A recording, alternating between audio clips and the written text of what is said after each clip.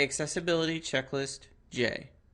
When electronic forms are designed to be completed online, the form shall allow people using assistive technology to access the information, field elements, and functionality required for completion and submission of the form, including all directions and cues.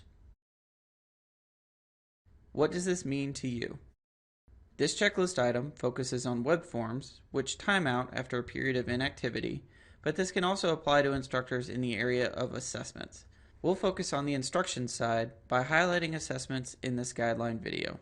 Your first item you should note is whether or not you provide the information to the students about the assessment prior to them entering the quiz. As shown here in eCampus, you should always provide some key information, whether it be in the assessment's description or in its instruction area. Let the students know how long they'll have, or maybe how many questions there are, or you could also tell them what settings you have applied to the assessment. For instance, if the students cannot return to a question, this should be something you might want to place in your description or in the instruction field.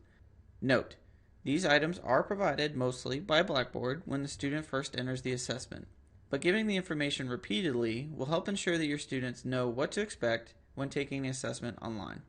You can also place a section in your syllabus detailing how your assessments will be handled online. You could also cover the information shown here, such as time allotment, number of attempts, and other key information for taking your assessments.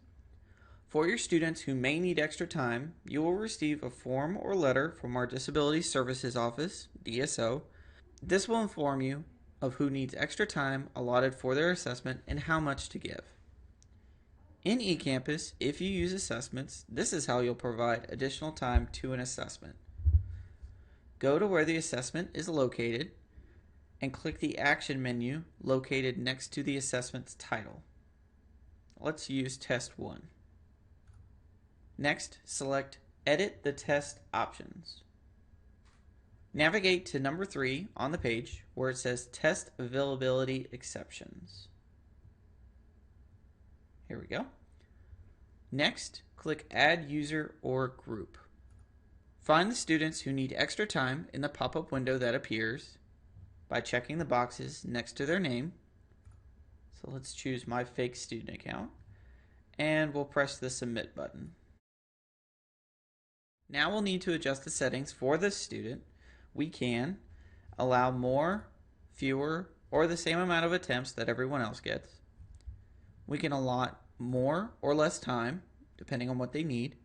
And we can also modify the availability dates and times for this specific student. Note, using these settings will only affect the students listed here. Be sure you give the student a sufficient amount of time to complete the assessment. You can consult with your DSO office to discuss how much time will be sufficient for each student needing additional time. Utilizing this tool within your eCampus allows you to ensure that students who need more time are able to take the exam successfully.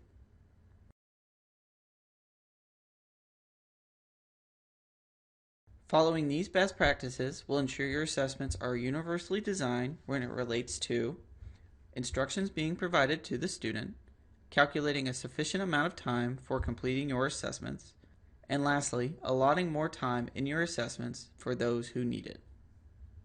Note, these tutorials are not designed to be comprehensive training resources, but rather to be used as tools for success. Achieving accessibility is a continuous process of training, learning, and practice. Use these tutorials as quick reminders of the skills you have acquired and to help with applying these guidelines to your course.